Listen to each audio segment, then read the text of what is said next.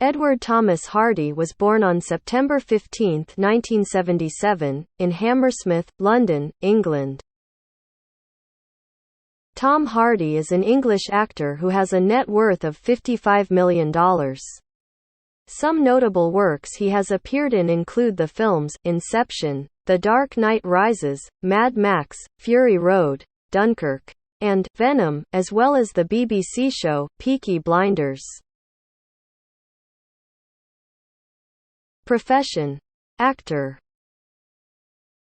Alternate names: Thomas Hardy.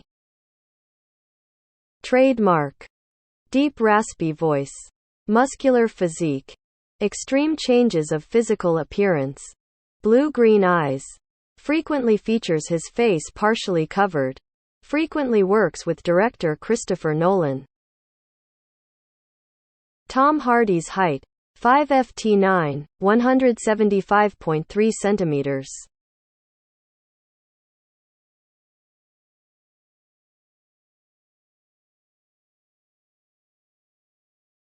I'm very sensitive. Because my mum was my primary emotional caregiver growing up, I found myself being pinned into dresses, darting her dresses, choosing her high heels for the evening or what to wear.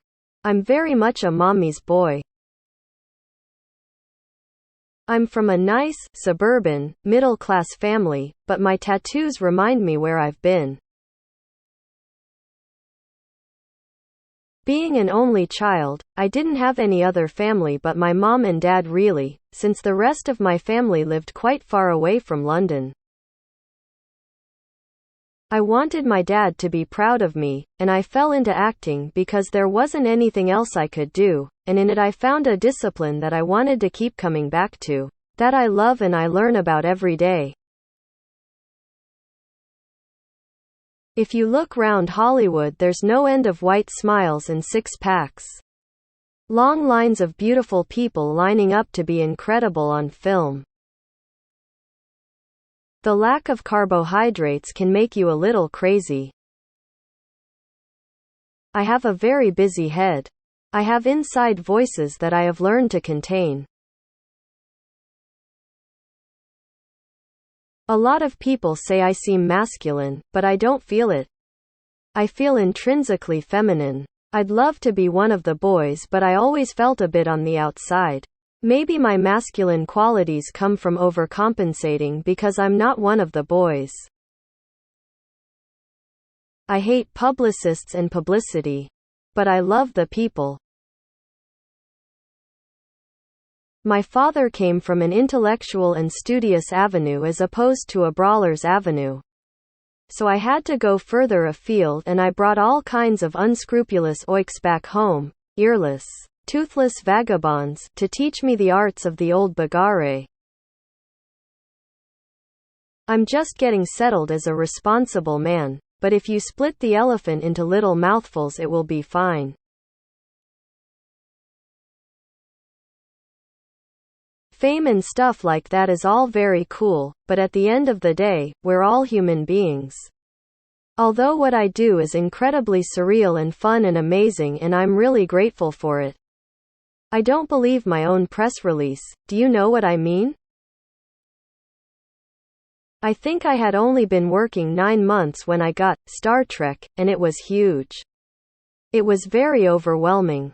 So that opened my eyes a bit at an early age. Kind of how not be frightened when walking into a responsibility of something like that. There's something that's very human about Warrior that brings you out. You're watching the movie and, yeah, there's fighting, there's a tournament at the end of the movie. But it takes a long time to get to know these people. Jiu-jitsu is very Buddhist. All that we fear we hold close to ourselves to survive. So if you're drowning and you see a corpse floating by, hang on to it because it will rescue you.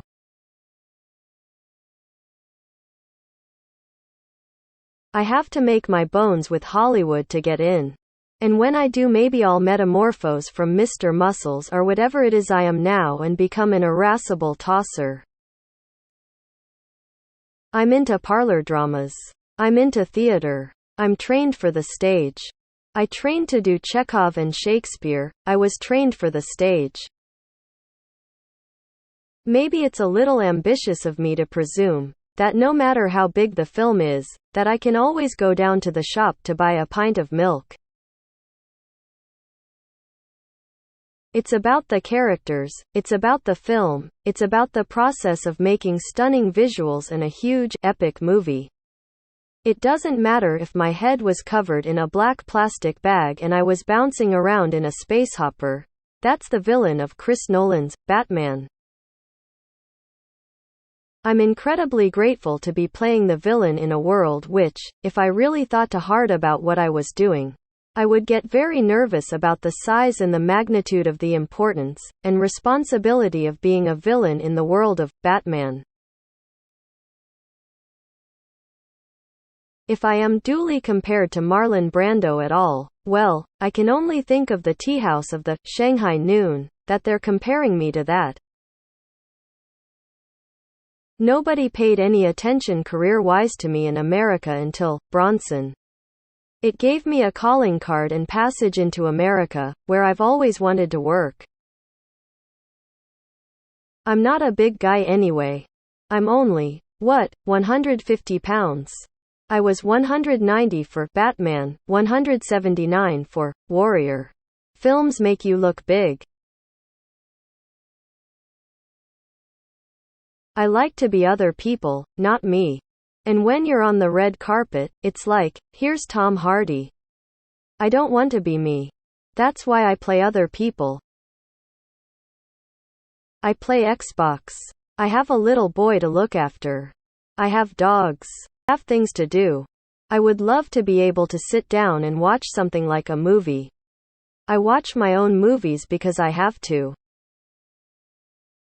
The characters I've played have been mostly violent, and I'm so far from being violent or aggressive. I spend a lot of time watching Fireman Sam with my 3-year-old son Louis. There's an abundance of exposure when you start working in American films. Inevitably you become a brand, and that has to be controlled. David Mamet, we all know, is a great screenplay writer and playwright and a great director. If you like him, you like him. If you hate him, you really hate him. He's someone who's into controversy, you know what I mean? That's David Mamet. If you're lucky like me, your relationship with your brother has resolved itself on the peaceful side of the fence and has stayed there.